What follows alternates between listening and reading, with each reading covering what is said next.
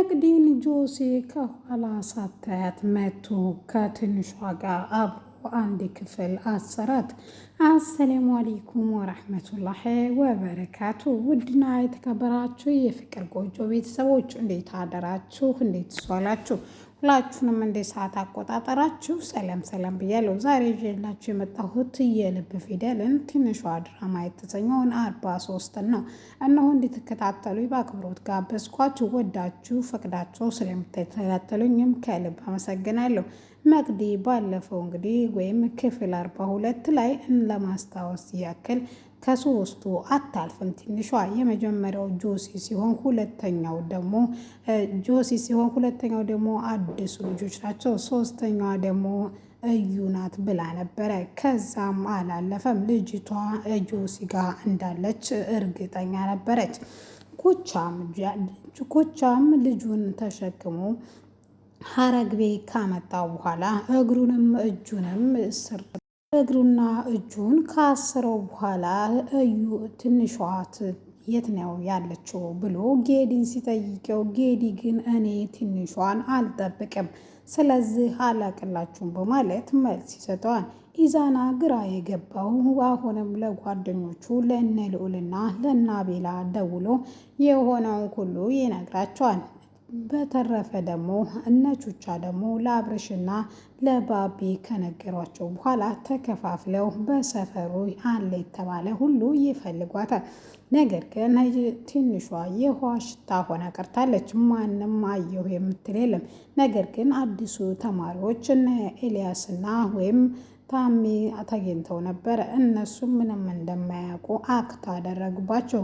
ከፈለጉና ወይም ትንሽ ፈላልገው ሁሉም ከተለያዩ በኋላ ይዙ እንትናን ወይም ጆሲን ያገኘዋል። ለምንድን ነው ሚስቴን የማትመልስልኝ ሲለው፣ ወይም አንተና እኔ የምንፈልጋት አንድ ነገር አለ አይደል ሲለውም፣ ጆሲ ግን ምንም ነገር አንተ የምትፈልገውን ፈልግ አላቅም፣ ስለዚህ አላቅም በማለት ይደመድምበታል። ነገር ግን በስህተትም ቢሆን አንተ ጋር ካየኋት ህይወትህን ነው። ደግሞም ተጾ ሁሉ ጭቅጭቅና ቦክስ ለምን ፖሊስ ማታ ቤት ድረስ ይዤልህ አልመጣም በማለት አይኑ ላይ የሚነበብና ፍራቻ ካለ ለማወቅ ብሎ ይዙ ለማወጣጣት ይሞክራል። ነገር ግን ጭራሽ ደንፍቶ ጆሲ እኔ ምርጫዋን ላክብር ብዬ እንጂ አንተን ፈርቼ አይደለም ትንሿን የተውኩት፣ ስለዚህ ትንሿ የሆነ ነገር ብትሆን ከአንተ ጋር ነው ጠቢ ብሎት ገፍትሮት ይሄዳል።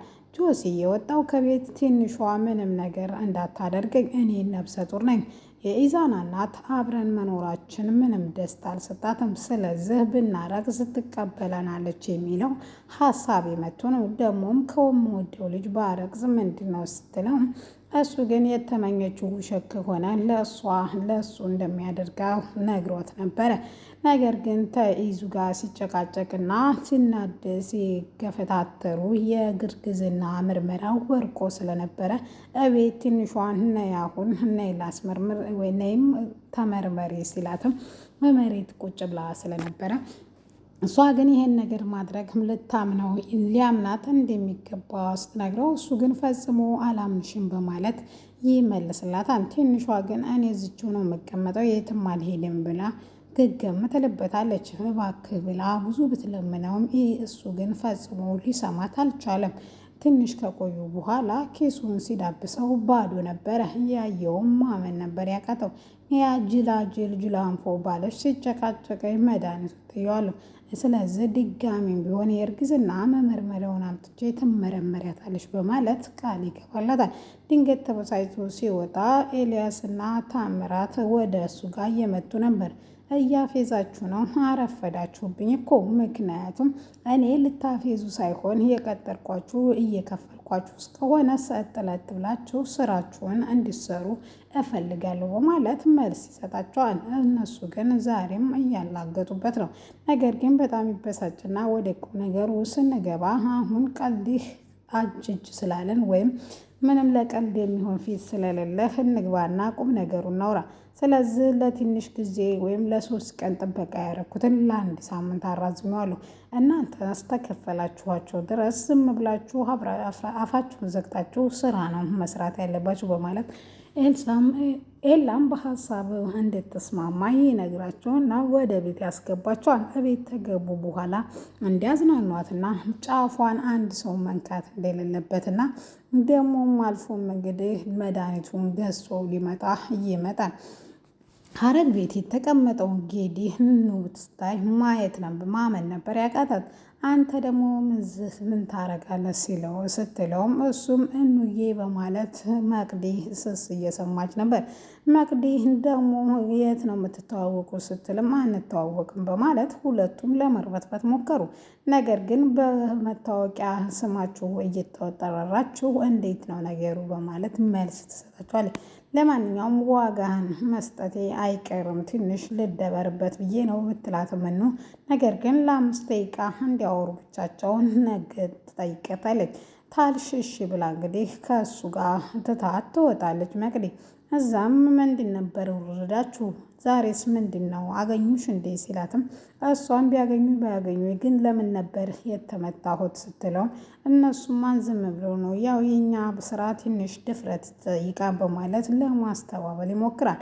ጌዲ ምንም ያልመሰለው ቢመስልም ነስቶ ግን በመመታቷ ልቡ ተሰብሯል። እሷም ማለቅና ወይም መሞክ ካልፈለግ አፍህን ዝጋ በማለት ትናገረዋለች። ይሄ ሁሉ እያወሩ እየተጨቃጨቁ እያለ ኢዛና ይመጣል።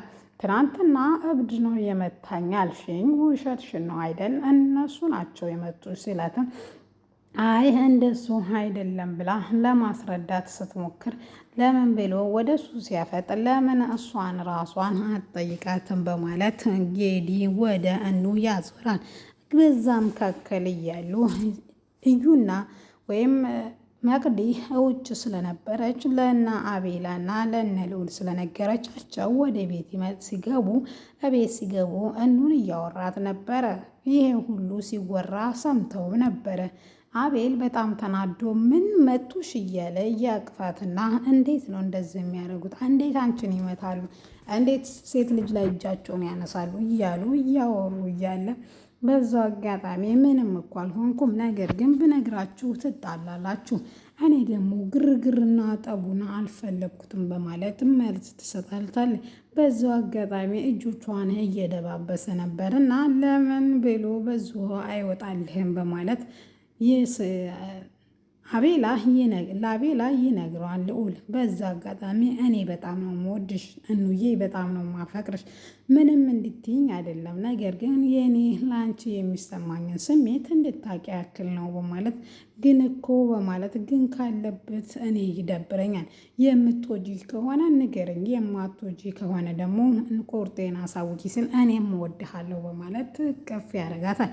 ታቀፏትም በኋላ ኢዛና ባየው ነገር ትንሽ ይደመምና ምክንያቱም ባላለይ ስትለው እስካሁን ያላመነው ጌዲ ይህ ሁሉ ድራማ ነበረ፣ ድራማችሁን ከለቀቃችሁ ፈቱኝና እኔ ልሂድበት በማለት ቃል ይሰጣቸዋል። እነሱም አድበው ዝም ካላለ እንደሚደፋው ይነግረዋል። ግን ሁለተኛ እኑ ላይ እጅ ብታነሳ እገልሃለሁ ማለት ይዝትበታል።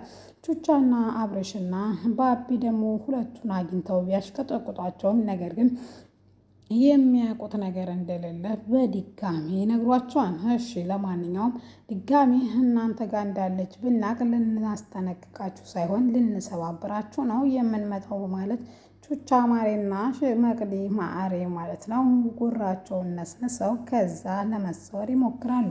ትንሽ ካልቆዩ በኋላም ኩቻ ድጋሚ አንዱን ልጅ ማንግራጁን ሰምት መጥቶ ወይም ፌንት አስበልቶ ይህ ልጁን ይዞት ይመጣል። ልጁንም ይዞ ከመጣ በኋላ አጠገቡ አስተኝቶ ትንሽ ተደበሩባቸው በማለት አቤልና ልዑልን ቀበቷቸውን ፈታተው ልጆቹን ይደበሩባቸዋል ወይም ይቀጠቅጧቸዋል።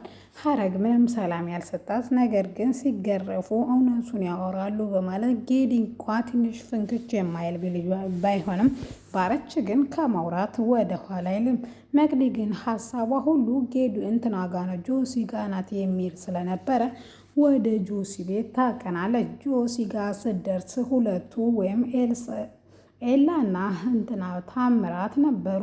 ታሜና እሷ እያዘጓት እያሉ ከኋላ እንደመጣ ጆሲን አላየችውም ነበረ። ለምን አልደበርባችሁም ወይም ለምን አንጫወትም ትንሽ ጨዋታ ስትለውም እሺ ለምን እዚህ ድረስ ማመጠሽ ታትጫዋች የሚሄድሽ ጊፍ ነው የሚሆነው በማለት ልትደባደባቸው ስትል ትልቅዬ ዱላ አንስቶ ማንጅራቷን መቶ ፌንት ትበላና መቅዲን ተሸክመው ወደ ጆሲ ቤት ከወሰዱ በኋላ ሳትነቃብን ከነቃች አገሩን ነው የምትቀውጠው። ስለዚህ ግን እኮ አሁን ፌንት እንደሰራች ምላሷን ቆርጠን መጣል ነበር ቢሉም ነገር ግን ሌላ ሰው ቢበላው ደግሞ ሌላ ጩኸት ስለሆነ እዛው መቀጥቀጥ ይሻላል በማለት ሀሳባቸውን ያጠናቅቃሉ። ውድና የተከበራችሁ የፍቅር ጎጆ ቤተሰቦች ለዛሬ